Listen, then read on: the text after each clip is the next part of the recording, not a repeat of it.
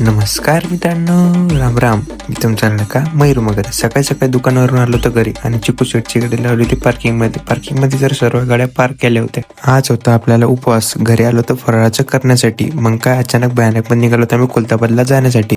शनिवार असल्या कारणाने आम्ही निघालो होतो सर्व कुलताबादला दर्शनासाठी आपला भद्रा मारुती. चिकू शेट म्हणत होते तेवढं आपल्या ब्लॉगला लाईक करा. आज होतं आपलं जिल्हा परिषदचं मतदान. मग काय जिकडं पा तिकडं मतदानाचंही गर्दीत दिसत होत. खुलताबादला पोहोचलो, गाडी पार्किंगला लावायला गेलो.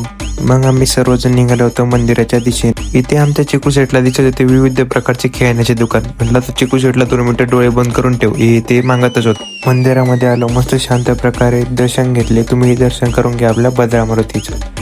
चिकू शेटचे जात्या वेळेस तर डोळे बंद केले होते, येत्या वेळेस चिकू शेटचे डोळे खुलले होते. मग काय त्याला शेवटी एक काही वस्तू घेऊनच देणं पडली.